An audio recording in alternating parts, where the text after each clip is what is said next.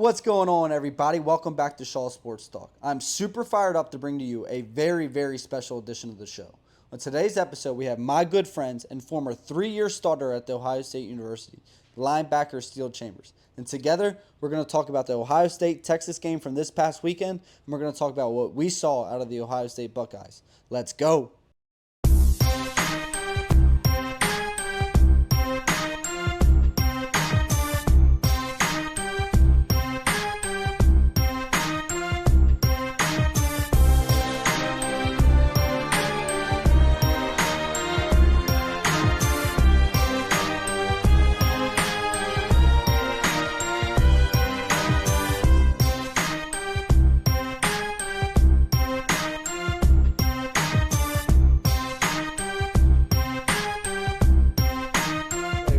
One of my favorite teammates of all time, Steele Chambers. Steele, why don't you go ahead and introduce yourself to everybody?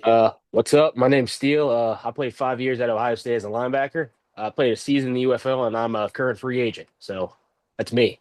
Okay, perfect. So this guy bleeds Buckeyes. Now, the first game, season opener, Ohio State takes on number one Texas. People are thinking that Ohio State's going to get blown out. People are thinking that your former Buckeyes are going to get blown out. What did you think coming into this game, honestly?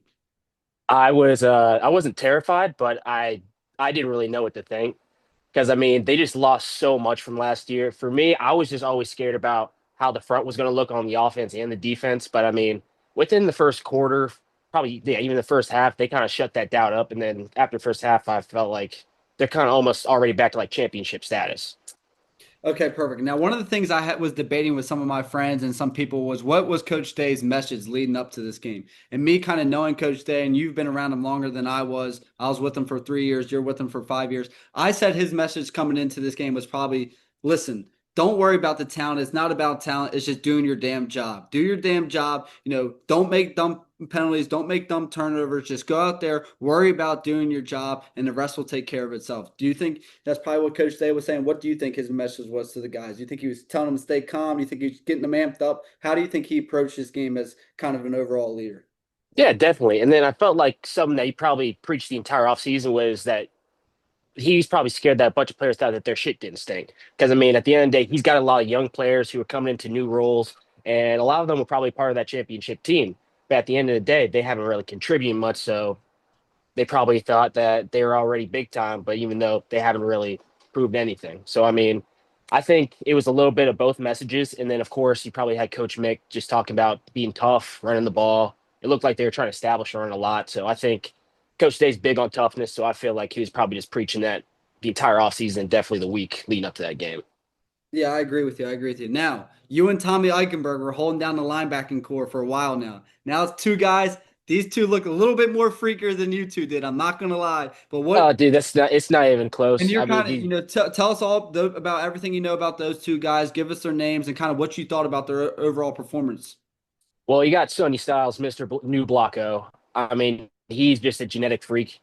He played safety while I was there, and then as soon as we left, then he moved down the box, which makes sense. The dude's like 240 pounds, 6'4", and I mean, he's just like the perfect hybrid. What NFL teams like looking for nowadays? A dude that can run, he can hit, and it looks like his leadership has just skyrocketed. I mean, he really looks like the heart of that defense. And then Arvell Reese, I mean, that kid is.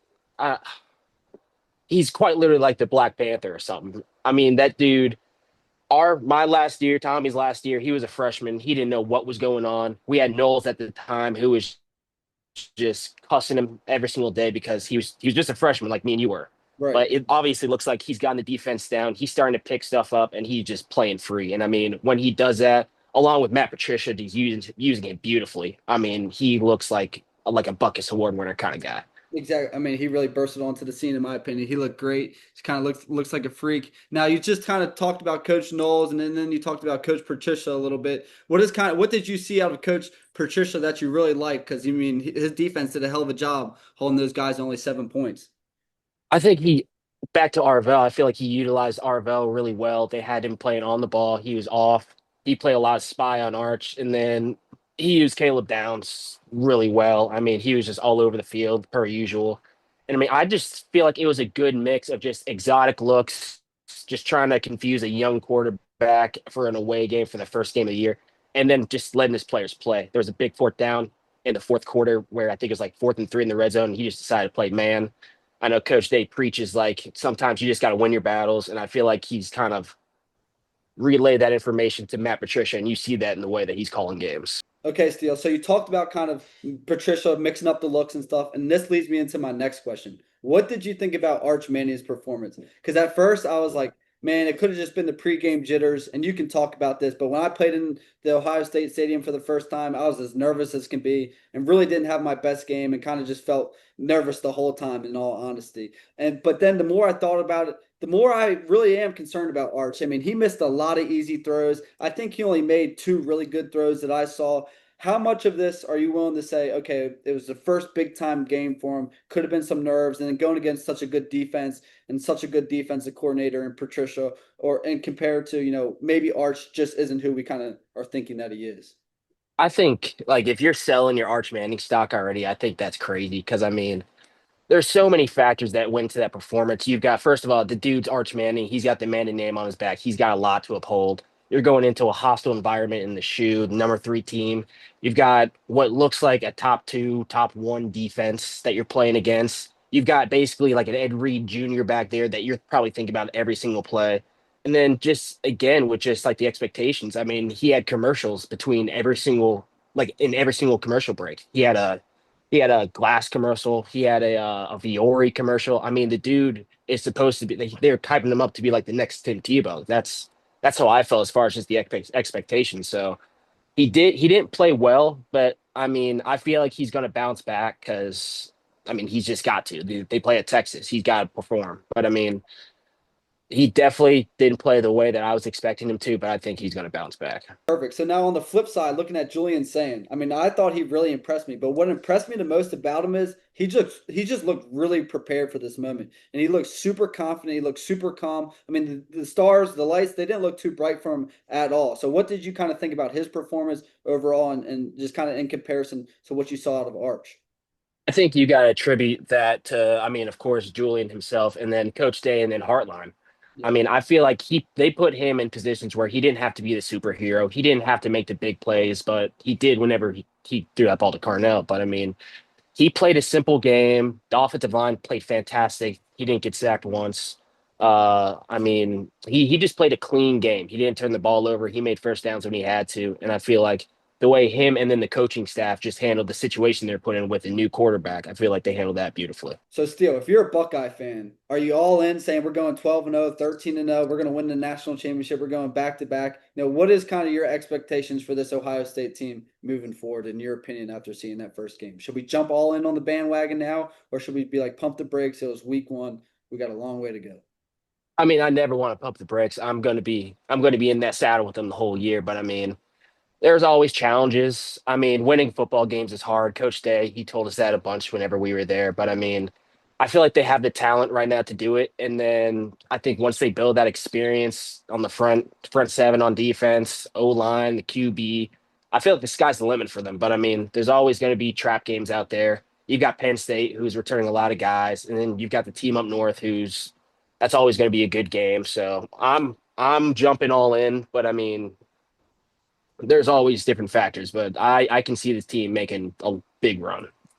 Okay, perfect. Now we played with some of the freakiest dudes at Ohio State. I'm talking about Garrett Wilson, Jackson Smith, Marvin Harrison. I mean Travion Henderson. We played with some freaky dudes on the offense side of the football, and you've gotten to watch Jeremiah Smith kind of firsthand when he went back in the spring last season. Where do you think he fits in? Is he the freakiest guy you've seen on that offense, or do you think a guy like Marvin Harrison might have him, just be a little bit more freakier than him? Kind of talk about Jeremiah Smith. Yeah, I mean he's freaky, all right. I mean, what he's like 6'4", 225. I mean, he just looks like Atlas out there. But I mean, what I really like, because I mean, me and you, we spent our time with the Tommies, the Cades. I mean, I just like the fact that he was felt like so grounded in being, I mean, the star that he is. But at the end of the day, he doesn't take any, like he doesn't accept any accolades. It seems like it's just forced upon him. Like you see him in commercials and videos and stuff. It seems like he just wants to go play ball. He doesn't care about any of that. So I mean, of course, the dude's freaky, but that's what really stood out to me. Like whenever I saw him in person for the spring practices. Perfect. Now, last thing I got for you is I kind of want to talk about the pressure it takes to be an Ohio State player or an Ohio State coach. I mean, Ohio State, I'll say they have one of the most brutal fan bases, and I love them. But at the same time, it can get kind of hard. And we saw just less than a year ago, a lot of people, a lot of those fans were calling for Coach Day's job. And then, Yeah. then this last couple of months, he's won a national championship. He opens up this season beating the number one team in the country in the Texas Longhorns. I mean, you've been around Coach Day. You kind of just tell people. I mean, I don't think anyone has any questions anymore. But if do you kind of just talk about Coach Day, what he's meant to you, and kind of how you see him as a leader overall? I wouldn't. I don't know if it's a regret because I try not to have regrets, but I mean, I wasn't as close with Day as I thought I was, as I thought it was going to be going in. But I mean, you see him the way he talks to the team. You see him the way that he talks to his players. I mean, this dude truly bleeds scarlet and gray. And I mean, he's opened up to me and Tommy a couple times, like whenever he does his bet checks on Fridays, just kind of the struggles he goes through. I mean, there was one time whenever he had a rock thrown in his window, I think after one of our losses a couple years ago. I mean, the dude goes through a lot. He bears a lot because I mean, he's the man in the arena. He's the head coach for the Ohio State Buckeyes. So there's a lot of expectations, but I think the way he handles it, the way that he handles criticism, like having basically the entire nation just ask him to freaking quit. And then next thing you know, he's holding up the trophy. So, I mean, the amount of adversity that he's gone through and the way that he's handled it is fantastic. Okay, perfect. Now, I need your favorite memory from playing at Ohio State, and I need one piece of advice you have for younger athletes and kind of kids going through the recruiting process. Can it be off the field? It can be off the field, whatever you want it to be, man. First snow day in like Ohio State history. We had just stolen all the sorority banners. We had tied them together to the back of your car, and then we used my Captain America shield, and we rode around the streets whenever they closed it down.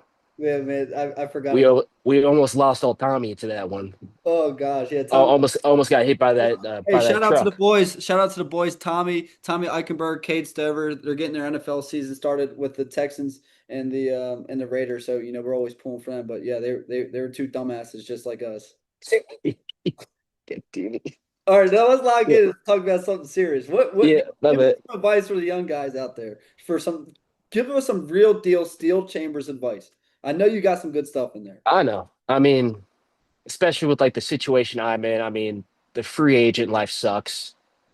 And you graduate Ohio State, 3 year starter, you're kind of thinking, okay, like the NFL, that's not too crazy for me. Like I can easily do that. But then I think back to what Coach Mick taught us about just you're not owed anything in this life.